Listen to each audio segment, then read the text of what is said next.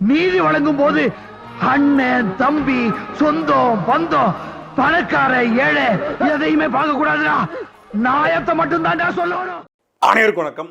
காதலிக்காக 5 மாத குழந்தையை கொன்ற பெண். நான் தான் செய்தியை தப்பா படிச்சுன்னு சொல்லி மீண்டும் படிச்சு பார்த்தா காதலிக்காக 5 மாத குழந்தையை கொன்ற பெண். காதலனுக்காக குழந்தையை கொன்ற பெண்களை பற்றி நம்ம கேள்விப்பட்டிருக்கோம். ஆனால் முதல் முறையாக காதலிக்காக தான் பெற்றெடுத்த, தான் வயிற்றில் சுமந்த, தான் பாலூட்டி வளர்த்த 5 மாத ஆண் குழந்தையை, தன் அழகழகாக பேர் வைத்த துருவன் என்ற பெயர் வைத்த அந்த குழந்தைய ஒரு தாய் கொண்டிருக்கா. அதுவும் எங்கேயோ இல்லை, நம்மளுடைய கிருஷ்ணகிரி மாவட்டம் ஓசூர் பக்கத்தில் கிளமங்கலம் அப்படிங்கிற ஒரு ஊர் பக்கத்தில் சின்னட்டிப்பட்டி அப்படிங்கிற கிராமத்தை சார்ந்த சுரேஷ் என்பவருடைய மனைவி பாரதி. ஏற்கனவே 4 வயதில் ஒரு ஆண் குழந்தையோ 5 வயதில் ஒரு பெண் குழந்தையோ அவங்களுக்கு இருக்குது. கடந்த 5 மாதத்துக்கு முன்னாடி ஒரு ஆண் குழந்தை பிறகுது. அதுக்கு துருவன் அப்படின்னு பேர் வைக்கிறாங்க.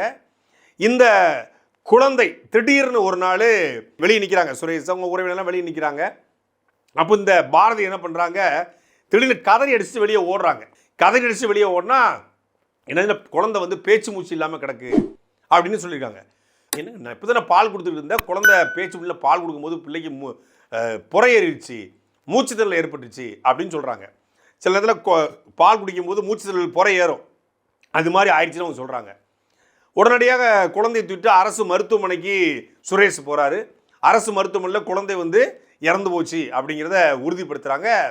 குழந்தை இறந்து போச்சுனோடனே இவங்க சரி உண்மையிலே புறையேறி தான் குழந்தை இறந்துச்சு போல அப்படின்னு சொல்லி அந்த பொதுவாக கிராமங்களில் குழந்தையில வந்து போஸ்ட்மார்ட்டம்லாம் பண்ணாமல் அரசு மருத்துவமனையில் வந்து சரி புறையேறி இறந்துச்சு, சின்ன குழந்தை தானே அப்படின்னு சொல்லி கொடுத்துட்றாங்க. அவங்க போயிட்டு அடக்கம் பண்ணிடுறாங்க. அடக்கம் பண்ணி முடிச்சோடனே உறவினர்கள்லாம் பார்க்குறாங்க, ஒரு குழந்தையை பறிகொடுத்த எந்த விதமான ஒரு என்ன சொல்கிறது, அந்த பெண்ணுக்கு எந்த விதமான உணர்ச்சியும் இல்லை.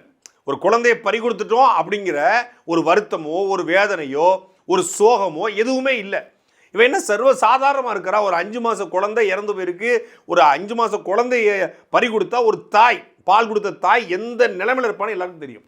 ஆனால் இங்கே கொஞ்சம் கூட சோகம் இல்லாமல் நடமாடிக்கணுன்னே உறவினர்லாம் பார்க்குறாங்க. சரி என்னென்னு அவனை கணவன்கிட்ட கேட்ட, என்னப்பா எப்படி சர்வசாதாரணமாக திரிகிறாளப்பா அப்படின்னு சொல்லி கேட்டோன்னே அவனுக்கு ஒரு சின்ன சந்தேகம் வருது. உடனடியாக அந்த பெண் வந்து குளிக்க போகும்போது 2 அலைபேசி வச்சுருக்கு. 2 அலைபேசியில் ஒரு ஃபோன் எடுத்து பார்க்குறாரு. ஃபோன் எடுத்து பார்த்தா அந்த ஃபோனில் இந்த பெண்ணுக்கும் இந்த பெண்ணுடைய அந்த சுரேஷ் வீட்டிலேருந்து ஒரு 2 வீடு தள்ளக்கூடிய பக்கத்து வீடு ஸ்ரீதரனுடைய மகள் சுமித்ரா என்கிற அந்த பெண்ணுக்கும் ஒரு உரையாடல் நிகழ்ந்து, வாட்ஸ்அப் உரையாடல். அந்த வாட்ஸ்அப் உரையாடலை கேட்ட சுரேஷ் பேரதிச்சு காலாயிட்டாப்புல. அந்த வாட்ஸ்அப் உரையாடலை போடுற, என்னை விட உனக்கு அந்த குழந்தை தான் பிடிக்குமா, நான் முக்கியமாக அந்த குழந்தை முக்கியமானு நீ முடிவெடு அப்படின்னு சுமித்ரா சொல்ல, அதுக்கு பாரதிக்கு நீ என்ன சொல்லி நான் கேட்குறேன்னு சொல்ல, குழந்தையினுடைய கழுத்தை பிடிச்சு கொன்று அப்படின்னு அந்த சுமித்ரா சொல்லியிருக்கு. அதாவது இந்த பாரதியுடைய காதலி சுமித்ரா சொல்லியிருக்கு. இதுக்கு இந்த பாரதி பேரை பாருங்க, பாரதி. இந்த பாரதி என்ன பண்ணியிருக்கு, நீ சொன்னபடியே குழந்தைய வந்து கழுத்தை நினைச்சு கொண்டுட்டேன் அப்படின்னு மறுப்பு குரல் பதிவு. அதுக்கப்புறம் என் கணவர் எல்லாரும் வந்து வெளியே நிற்கிறாங்க, நான் வந்து குழந்தை செத்து போச்சுன்னு சொல்லி இப்போ இது பண்ண போகிறேன் அப்படிங்கிறது எல்லாத்தையுமே இந்த குரல் பதிவாகிற, இந்த குரல் பதிவு மொத்தத்தையும் அடங்கிய இந்த அலைபேசியை நேரடியாக எடுத்துகிட்டு காவல்துறைக்கு போகிறாரு சுரேஷ். காவல்துறை இந்த 2 பேரையும் கைது செய்து வழக்கு பதிவு பண்ணி இப்போ சிறைப்படுத்தியிருக்காங்க. கிட்டத்தட்ட 2 ஆண்டுகளாக இந்த சுமித்ராவுக்கும் இந்த பாரதிக்கும் தன் பாலின ஈர்ப்பில் 2 பேருக்கும் ஒரு உறவு ஏற்பட்டிருக்கு. அந்த உறவின் அடிப்படையில் 2 பேருமே வெவ்வேறு இடங்களில் தங்களுடைய தேவையை தன்னுடைய உணர்வுகளை தீர்த்து கொண்டிருக்காங்க. இந்த 5 மாதத்துக்கு முன்னாடி குழந்தை பிறந்தணும். இப்போ குழந்தை உருவான காலகட்டத்திலேருந்து பாரதிக்கும் சுமித்ராவுக்குமான அந்த உறவு சரியாக இல்லை. ஏன்னா அவங்க குழந்தை உண்டாயிட்டாங்க இல்லையா, ஆனால் அது சரியாக இல்லை. அதில் 2 பேருக்கும் ஒரு டிஸ்டர்பன்ஸ் ஏற்பட்டிருக்கு. இப்போ இந்த குழந்தை உருவானதுனால தான் பாரதி வந்து நம்மகிட்ட பேச மாட்டிருக்கா அப்படின்னு சொல்லி சுமித்ரா 20 வயது பிள்ளை, 20 வயசு தான், கல்யாணம் முடியல அந்த பிள்ளைக்கு. இது கல்யாணம் முடிஞ்சு 3 பிள்ளை யார் பாரதிக்கு. இந்த பொண்ணு தொடர்ச்சியாக அழுத்தம் கொடுத்துட்டே இருக்குது, நீ வந்து என்னை மறந்துட்ட, என்ன இது பண்ணலன்னு சொல்லி கான்வர்சேஷன் போயிட்டே இருக்குது. குழந்தை பிறந்த பிறகு கணவர் இந்த சுரேஷ் வந்து வேலைக்கு போன பிறகு நேராக சுமித்ரா இந்த வீட்டுக்கு வந்துடுது. பக்கத்து வீடு தானே, வந்துடுறது. யாருக்கும் பெரிய சந்தேகம் ஏற்படாது. ஏன்னா ஒரு பெண்ணை பார்க்க வரும்போது யாருக்கு என்ன சந்தேகம் வரப்போகுது, ஒரு ஆண் வந்தால் தான் சந்தேகப்படுவாங்க, கேள்வி கேட்பாங்க, யார் என்ன விவரம்னு கேட்பாங்க. ஒரு பெண்ணை பார்க்குறது பக்கத்து வீட்டு பிள்ளை அப்படிங்கும்போது யாரும் எந்த சில அக்கட்ட பேச வந்திருக்கேன், அதில் உறவுக்காரராக கூட இருக்க வாய்ப்பு இருக்குது, உறவுகிட்ட பேச வந்திருக்கேன், இல்லை குழந்தைய கொஞ்சம் வந்திருக்கேன்னு சொல்லிட்டு போயிடுவாங்க. ஆனால் 2 பேரும் இந்த குழந்தை பசியில் துடிச்சிட்டு இருக்கும்போது 2 பேரும் தனிமையில் இருந்திருக்காங்க. இப்படி தனிமையில் இருக்கும்போது அந்த குழந்தை பசியால் துடிக்கும் போது, பாலுக்காக ஏங்கும் போது, அது 2 பேருடைய தனிப்பட்ட உறவுக்கு தொந்தரவாக இருந்திருக்கு. அப்போ நம்ம உறவுக்கு தொந்தரவாக இருப்பது அந்த குழந்தை தான் அப்படின்னு சொல்லி பல நேரங்களில் குழந்தைய அழுக விட்டுட்டு 2 பேரும் தனிமையில் இருந்திருக்காங்க. தனிமையில் இருப்பது குழந்தை அழும்போது தொந்தரவாக ஏற்பட்டிருக்கு. இது மனநல ரீதியாக அவங்களுக்கு பாதிக்கப்பட்டனால அந்த குழந்தை வேணுமா நான் வேணுமா நீ முடிவு பண்ணிக்க அப்படிங்கிற இடத்துக்கு இந்த பொண்ணு சுமித்ரா வந்ததுனால, சரி நம்ம உறவுக்கு இடையூறாக இருக்கக்கூடிய இந்த குழந்தையை கொன்றுவோம் அப்படிங்கிற மனநிலைக்கு ஒருத்தி தள்ளப்பட்டிருக்கா. நம்ம தன்பாலின ஈர்ப்பையோ இல்லை இந்த திருநம்பிகளை நாம் மதிக்கிறோம். ஏன்னா அவங்க சமூகத்தில் ஒரு அங்கம், இறைவனால் அவங்க படைக்கப்பட்டவங்க, அதில் எந்த மாற்று கருத்தும் இல்லை. ஆனால் ஒரு உயிரை கொன்று இன்னொரு உறவை தேடுகிற இந்த உறவுக்கு என்ன பெயர் வைப்பது? இதான் நம்மகிட்ட இருக்க கேள்வி. ஒரு குழந்தைய கொன்று, ஒரு 5 மாத குழந்தைய கொன்று, ஒரு சின்ன ஆண் குழந்தையை கொன்று நான் இந்த உறவை அடைய விரும்புகிற உறவுக்கு பேர் என்ன? இதுக்கு என்ன பேர் வைப்பது? இது எந்த மாதிரியான அணுகுமுறை? தங்களுடைய உரிமைகளுக்காக இன்னைக்கு தன்பாலினை இருப்புன்னு சொல்லி தன்பாலினை இருப்பார்கள் போராடுறாங்க. இது எங்கள் உரிமை, சமூகம் எங்களை அங்கீகரிக்க மறுக்குது அப்படின்னு போராடுறாங்க. ஒவ்வொருத்தருடைய உரிமைக்கும் நாம் இந்த சமூகத்தில் அங்கீகாரமும் மதிப்பும் கொடுக்கணும், அதில் மாற்றுக்கிறது இல்லை. ஆனால் இன்னொரு உயிரை அழித்து இல்லை இன்னொருடைய உணர்வை கொன்று புதைச்சி நீங்கள் ஒரு உணர்வை அடையணும் இல்லை ஒரு உறவை அடையணும் அப்படிங்கிறது எந்த மாதிரியான அணுகுமுறை இது? இந்த செய்தியை படித்த பிறகு இது வெளிவரவே முடியல. அப்புறம் இது குறித்து தொடர்ச்சியாக படிக்க ஆரம்பித்தா, தேட ஆரம்பித்தா, நமக்கு தெரிஞ்ச மருத்துவர்கிட்ட கேட்க ஆரம்பித்தா, இந்த சமூகத்தில் இது குறித்து தொடர்ச்சியாக இயங்கக்கூடிய நபர்கள்ட்ட கேட்க ஆரம்பித்தா, இன்றைக்கு இது ஒரு ஃபேஷனாக மாறிக்கொண்டிருக்கிறது. ஒரு பக்கம் இயற்கையிலேயே திருநம்பியாக திருநங்கையாக பிறக்கக்கூடிய மதிக்கத்தக்க நபர்கள், அதாவது இந்த இயற்கையின் படைப்பில் உருவாக்கக்கூடிய நபர்கள் இருக்காங்க. இன்னொரு பக்கம் இதை ஒரு ஃபேஷனாக ட்ரெண்டாக நினைக்கக்கூடிய ஒரு கூட்டம் இருக்கு. இன்னொன்று பாதுகாப்பாக நினைக்கக்கூடிய ஒரு கூட்டமும் உருவாகி கொண்டிருக்கிறது. இது பேராபத்தான கூட்டம். ஒரு குறிப்பிட்ட மாவட்டத்தில், எந்த மாவட்டத்தில், ஒரு குறிப்பிட்ட மாவட்டத்தில், தென் மாவட்டத்தில் ஒரு பர்டிகுலர் ஊரில் கடந்த 3 மாசத்துல 22 பெண்கள், கல்லூரி படிக்கக்கூடிய 22 பெண்கள் கல்லூரி விட்டு ஓடி போயிருக்காங்க. ஓடி போன பெண்கள் அத்தனை பேரும் பெண்களோடு ஓடி போயிருக்காங்க.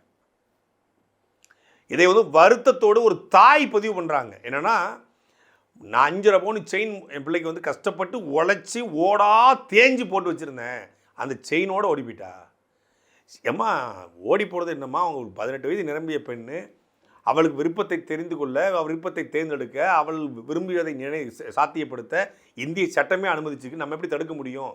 ஒரு மேஜர் பொண்ணு இன்னொரு தன் வாழ்க்கையை தேர்ந்தெடுக்க உரிமை இருக்குல்லன்னா, பையனோட ஓடி போயிருந்தா அவன் என்ன சாதி என்ன மதமாக இருந்தாலும் கட்டி வச்சிருப்பானே, பொண்ணோடலாம் ஓடி போயிட்டா நான் எப்படி இது பண்ணேன் அப்படின்னு சொல்லி அந்த தாயின் பார்வையில் சொல்கிறாங்க.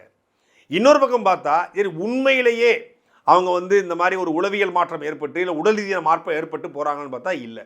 போனவங்க எல்லாருமே 2 மாதம் 3 மாதம் திரும்பி வந்துடுது. எல்லாம் ஒரு ஃபேஷன் ட்ரெண்டு.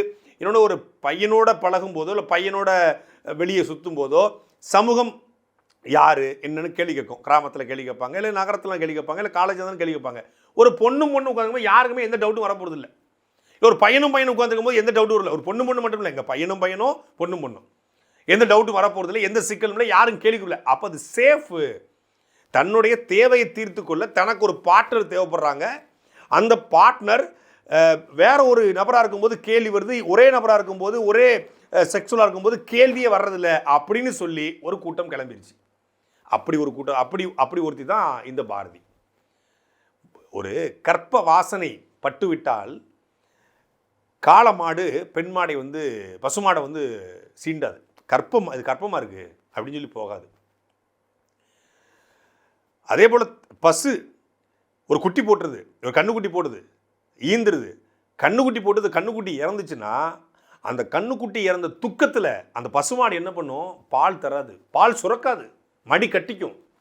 அந்த கண்ணுக்குட்டி போலவே ஒரு டம்மியாக வைக்க போல வச்சு அந்த கண்ணுக்குட்டி தோலை பிரித்து ஒரு கண்ணுக்குட்டி செஞ்சு வச்சு அதுக்கப்புறம் தான் அந்த மாட்டை ஏமாற்றி பால் கறக்க முடியுமே ஒழிய, இல்லைன்னா கண்ணுக்குட்டி இறந்தால் பசுமாடு பால் தராது. ஆனால் நாய், இந்த மனுஷ மிருகம் இருக்குல்ல, இந்த மனுஷ மிருகம் கற்பமடைந்த பின்னும், தன்னுடைய கணவன் சுரேஷ் மூலமாக கற்பமடைந்த பின்னும் அவ வேற ஒரு பெண்ணை தேடுறா. இதனால் இந்த குழந்தைக்கும் பாதிப்பு ஏற்படும் அவளுக்கு தெரியலை. அந்த குழந்தை பிறந்த பிறகு பால் ஊட்டுவதற்கு அந்த பிள்ளைக்கு பால் ஊட்டுனா தன்னுடைய இந்த காதல் கெட்டு போயிடும். இந்த பெண்ணின் மீது கொண்ட மோகத்தில் ஒரு பெண்ணு தன் குழந்தைக்கு பால் ஊட்டுதை நிறுத்துறா. அதெல்லாம் தாண்டி அந்த சுமித்ராங்கிற பேரில் தன் மார்பில் பச்சை குத்திருக்கா. 2 பிள்ளை ஏற்கனவே இந்த கணவன் கூட பெற்றிருக்கிறா. அதுக்கப்புறம் அவள் பேர மார்பில் பச்சை குத்திருக்கானா, இது எந்த மாதிரியான அணுகுமுறை, எந்த மாதிரியான சொசைட்டி, எந்த மாதிரியான சமூகம் எப்படி போய்கிட்டு இருக்குன்னு ஜட்ஜ் பண்ணவே முடியல. இங்கே குன்றத்தூரில் பிரியாணி கடை வச்சுருந்தா மீனாட்சிங்கிற ஒரு திருட்டு பைய அபிராமி அப்படின்னு 2 பிள்ளைக்கு தாய். அந்த அபிராமியுடைய கணவர் விஜய், அவர் ஒரு வேலை செய்கிறாரு. இப்போ பிரியாணி கடைக்கு போகும்போது பழக்கம் ஏற்பட்டது. டிக்டாக்ல வந்து வீடியோ போட்டு அவன் ஃபேமஸ் ஆகிறா. டிக்டாக் வீடியோவை அவன் பார்க்க, லைக் போட, பிரியாணி கடைக்கு போக பழக்கம் ஏற்பட்டுருது. இந்த குழந்தைகள் இருந்தால் நம்ம வாழ்க்கைக்கு தொந்தரவாகவும், புருஷன் இருந்தால் தொந்தரவாகும் சொல்லி 3 பேருக்கும் பாலில் விஷத்தை போட்டு கொடுக்குறான். பாலில் விஷத்துடைய தன்மை வந்து 2 குழந்தைகளை பழி வாங்கிருச்சு, 2 பெண் குழந்தைகளை. ஆனால் கணவன் தப்பிச்சிடறாப்புல. கணவன் தப்பிச்சு இறந்து பார்த்தா குழந்தைகள்லாம் இறந்து கிடக்குதுன்னு அவன் கம்ப்ளைண்ட் பண்ண, வீட்டில் இருந்த நகை பணத்தை எல்லாத்தையும் அள்ளிட்டு கோயம்பேடு போய் அங்கேருந்து கேரளாவுக்கு தப்பிச்சு போகலான்னு பார்த்தா அபிராமி மற்றும் மீனாட்சி அப்படி 2 பேரை கைது பண்ணி சிறைப்படுத்தி காவல்துறை 2018 சிறைப்படுத்தி கடந்த 2 மாதத்துக்கு முன்னாடி அபிராமிக்கு சாகும் வரை சிறை தண்டனை. இந்த மீனாட்சி வாழ்நாள் சிறை. சாகும் வரை சிறைனா சாகிற வரைக்கும் ஜெயிலில் இருக்கணும். இப்போ தூக்கு தண்டனைக்கு ஈக்குவலானது. தூக்கு தண்டனை கூட ஒரே நேரத்தில் உயிர் போயிடும். இது செத்த பிறகு தான் உடம்பு வெளியே வரும். ஜெயிலே சாவு. சில நேரம் ஜெயிலே கல்லறை அங்கே இருந்தால் அங்கேயே புதைச்சி விட்ருவாங்க, இல்லை ஏதாவது தென்னை மரத்துக்கு உரமாக வச்சு விட்ருவாங்க, இல்லைனா வந்து சொந்தக்காரங்க யாராக இருக்காங்கன்னா கொடுப்பாங்க, இல்லைனா அதோட முடிச்சிருவாங்க. செத்த பிறகு தான் பாடி வெளியே வரும். வாழ்நாள் சிறைனா குறைந்தபட்சம் 20 வருஷம். 20 வருஷம் கழித்து சிறை நன்னடத்தை அடிப்படையில் இவர் சரியாக இருக்காருங்க, சிறைக்குள்ளே எந்த விதமான விதிமீறலும் பண்ணலை அப்படின்னா அவருக்கு 20 வருஷம் கழித்து விடுதலை செய்வதற்கான கருணை அடிப்படையில் விடுதலை செய்யணும் வாய்ப்பு இருக்குது மீனாட்சி. அப்போ 20 வருஷம் குறைந்தபட்சம் ஜெயிலு. இந்த பெண்ணுக்கு சாகு வரை ஜெயிலு. இப்படி ஒரு தண்டனை கொடுக்கப்பட்டும் கூட ஒருத்தி இங்கே கிருஷ்ணகிரி மாவட்டம் ஓசூர் பக்கத்தில் இந்த சின்னட்டிப்பட்டியில் தன்னுடைய 5 மாத குழந்தைய கொண்டிருக்காங்க. ஏங்க, குழந்தை இல்லாமல் எத்தனை தாய்மார்கள் இன்னைக்கு இன்ஃபர்டிலிட்டி சென்டர்ஸில் குழந்தையின்மையினால் எத்தனை லட்சக்கணக்கில் தமிழ்நாடு முழுக்க எடுத்துட்டோம்னா இந்த பெரம்பலூர், அரியலூர், திருச்சி, கரூர் இந்த மாவட்டங்களில் ஒரு குறிப்பிட்ட மாவட்டங்களில் குழந்தை பேரு விகிதம் இருக்குல்ல 10 விழுக்காடு கூட இல்லைன்றாங்க. 100 பேருக்கு திருமணம் முடிஞ்சால் 10 பேருக்கு தான் குழந்தை இயற்கையாக பிறக்குது. இது எல்லாருமே மருந்து மாத்திரைகள், இன்ஃபர்டிலிட்டி சென்டர்ஸு, இந்த IVF, IUI அப்படிங்கிற இந்த செயற்கை கருத்தரிப்பு மையங்கள் மூலமாகத்தான் குழந்தை பெற்றுக்கொள்ள வேண்டிய நிலைமைக்கு தள்ளப்பட்டிருக்காங்க. ஒரு பக்கம் சுற்றுச்சூழல் மாசு, ஒரு பக்கம் டாஸ்மாக்கு, இன்னொரு பக்கம் ஃபேக்ட்ரி கழிவு, இன்னொரு பக்கம் தண்ணீர், இன்னொரு பக்கம் உணவு முறை, அப்புறம் லைஃப் ஸ்டைல் மாடிஃபிகேஷனு, ஒரு பக்கம் வந்து உடற்பயிற்சி செய்யாமல், இல்லை இந்த மாதிரி உணவுகளை எடுக்காமல் அதிக ஸ்ட்ரெஸ்ஸு, அதிக மன அழுத்தம், அதிக பயணம், அதிக ஒர்க்லோடு, இது எல்லாம் சேர்ந்து மொத்தமாக ஒரு பக்கம் பெண் தன்மை இழந்துட்டா, ஆண் தன்மை இழந்துட்டா, 2 பேருமே வந்து இன்னைக்கு வந்து குழந்தை பெற்றுக்கொள்ள முடியாத நிலைக்கு தள்ளப்பட்டிருக்காங்க. எந்த மிருகத்திற்கும் எந்த உயிரினத்துக்கும் நடைபெறாத ஒன்று இந்த உலகத்தில் நடைபெற்று, தமிழர்களுக்கு மட்டும் இல்லை, இந்தியா முழுக்க உலகம் முழுக்க இதான் நிலைமை. அப்படிப்பட்ட சூழ்நிலை ஒரு குழந்தை பெற்றுக்கொள்வதை 10 லட்ச ரூபா 20 லட்ச ரூபா பிஸ்னஸாக இன்னைக்கு மாறிடுச்சு. ஒரு குழந்தை பத்திரமா 10 லட்ச ரூபா பேக்கேஜ் 6 மாதம், அவங்க சொல்கிற நாளில் ஆணும் பெண்ணும் கூடணும், அவங்க சொல்கிற நாளில் வந்து மாத்திரை எடுத்துக்கணும், அவங்க சொல்கிற நாளில் இது பண்ணணும், எல்லாம் மருத்துவர் சொல்படி. கல்யாணம் முடிஞ்சு மண்டபம் புக் பண்ணுறாங்களையோ IVF சென்டரில் போயிட்டு புக் பண்ணிடுறாங்க.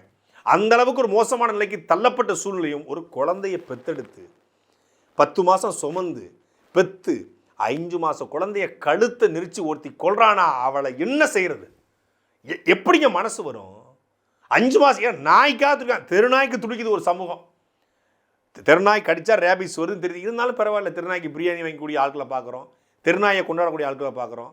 நாய் மீது ஒரு பற்று வைக்கக்கூடிய இந்த சமூகம் ஒரு குழந்தைய ஒருத்தி கொடூரமாக தன்னுடைய ஒரு பாலின ஈர்ப்புக்காக கொள்றான்னா இவளுக்கெல்லாம் உச்சபட்ச தண்டனை கொடுக்கணும். உச்சபட்ச தண்டனை. இவளுக்கு கொடுக்குற தண்டனை என்பது இனி யாரும் இது போல சமூகத்தில் செய்யக்கூடாது என்பதற்கான பாடமாக அமையணும். கணவரோடு வாழ்கிற வாழ்க்கை பிடிக்கலைங்க, எனக்கு தன்பாலின ஈர்ப்பு ஆயிடுச்சு, எனக்கு வந்து சுரேஷை பிடிக்கல, எனக்கு சுமித்ராவை தான் பிடிச்சிருக்கு அப்படின்னா நீங்கள் தாராளமாக போயிருக்கலாம். அவரோட அந்த பொண்ணை கூட்டு போயிருக்கலாம். அந்த பொண்ணை கூட்டு போனால் சமூகத்தில் நமக்கு கெட்ட பேர் ஏற்பட்டுருமோ, அந்த பொண்ணோட போனால் நமக்கு அவப்பேர் ஏற்பட்டுருமோ அப்படின்னு குழந்தைய கொண்டிருக்கிறா இந்த பாரதி. அதாவது தன்னுடைய காதலை நிரூபிக்கணும். நான் வந்து உன்னை நேசிக்கிறேன், என் குழந்தைய விட உன்னை ரொம்ப பிடிக்கும்னு காட்டணும். அப்படி காதலை காட்டணும்னா ஒரு விரலை வெட்ட வேண்டியதுன்னா உன் வரல ஒரு காதை வெட்டிக்க, ஒரு மூக்கை வெட்டிக்க, மார்பில் பச்சை குத்துனல அது மாதிரி ஏதாவது வேறு ஏதாவது பண்ணிக்க, அப்படி பண்ணிட்டு போயிருக்கலாம். என் காதல் வந்து புனிதமானது.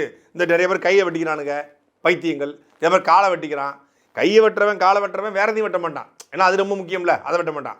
கையை வெட்டிக்கிறது, காலை வெட்டிக்கிறது, அப்புறம் முகத்தில் கோடு போட்டுக்கிறது, பச்சை குத்திக்கிறது, உடம்பு முழுக்க அப்போ பைத்தியம் மாதிரி பச்சை குத்திக்கிறது. எந்த மிருகமாவது, எந்த உயிரினமாவது, உலகத்தில் எந்த உயிரினமாவது பச்சை குத்திக்குமா? இப்படி எழுத தெரியாததுக்கு கீரிக்குமா ஏதாவது தன் காதலை காட்டுறதுக்கு? 2 அறிவு 3 அறிவு 4 அறிவு ஜீவன்கள் கூட 5 அறிவு ஜீவன்கள் கூட அந்த வேலையை போகுது. ஆனால் இந்த கிறுக்கு பயலுக உடம்பு முழுக்க பச்சை குத்துறது, உடம்பு முழுக்க வெட்டுத்தெலும்பு போடுறது. நான் பார்த்துருக்கேன், நிறைய பொறுக்கி வேலை இருப்பானுங்க ஜெயிலுக்குள்ளே. புழல் ஜெயிலில் வந்து 3ஆம் பிளாக்னு ஒன்று இருக்கும், முழுக்க பொறுக்கியாக இருப்பான். இந்த சமூகத்தில் கழிச்சு கொண்ட குப்பை பூரா அங்கே இருக்கும். அந்த குப்பைகள் கையில் பூரா பார்த்தீங்கன்னா வெட்டுத்தெலும்பாக இருக்கும். அவன் போதையை போட்டுட்டு கையை வெட்டுறது, அந்த போதையை போட்டு கையை வெட்டுறது அவங்களுக்கு அது ஒரு போதைன்னு நினைப்பாங்க. அது ஒரு போதை, கை முழுக்க வெட்டுத்தலமாக இருக்கும். அப்புறம் காவல்துறை பிடிக்க வந்தால் வெட்டிட்டு ரத்தத்தை எடுத்து இப்படி தெளிச்சு விடுறது. ஏன்னா இப்போ பயத்தில் வரமாட்டாங்க அப்படின்னு நிறைய பேர் இருக்கானுங்க, காவல்துறையை வந்து கைது பண்ணாமல் தடுப்பதற்காக. அப்படி இந்த மாதிரி ஒரு கேடுகட்ட சமூகம் பண்ணதில் அது மாதிரியா பண்ணி தொலைச்சிட்டு போயிருக்கலாமே, யாரும் கேட்க போகிறது இல்லையே. இந்த குழந்தைய கொல்லும் போதானே இங்கே வேதனையாக இதாகவும் இருக்குது. இப்போ குழந்தைய கொண்டுட்டா நிம்மதியாக இருந்துருவாளா? இவளுக்கும் உச்சபட்ச தண்டனை கிடைக்கும், இந்த சுமித்ராவுக்கும் உச்சபட்ச தண்டனை கிடைக்கும். ஆதாரமாக வாட்ஸ்அப் உரையாடல் வெளிவந்துருச்சு, 2 பேருக்கும் உச்சபட்ச தண்டனை கிடைக்கும். அந்த கணவருடைய வாழ்க்கையும் கேள்விக்குறியாக்கி அந்த குழந்தையும் கொண்டு இன்னும் 2 பிள்ளைகள் இருக்குது, 4 வயசு 5 வயசு பிள்ளை, அந்த 2 பிள்ளைகளுடைய வாழ்க்கையும் கேள்விக்குறியாக்கி மொத்தத்திலையும் தன்னுடைய அற்ப தேவைக்காக மொத்த குடும்பத்தையும் தெருவில் விட்டுருக்கா அந்த பாரதி. தமிழக அரசு காவல்துறை உடனடியாக இது போன்ற நபர்களுக்கு உச்சபட்ச தண்டனை வழங்கி இனியாவது சமூகத்தில் இது போன்று நடப்பது தடுக்கப்படணும். சாட்டை எடுத்து நாட்டை திருத்து, இளம் தலைமுறை தானே நீ வழி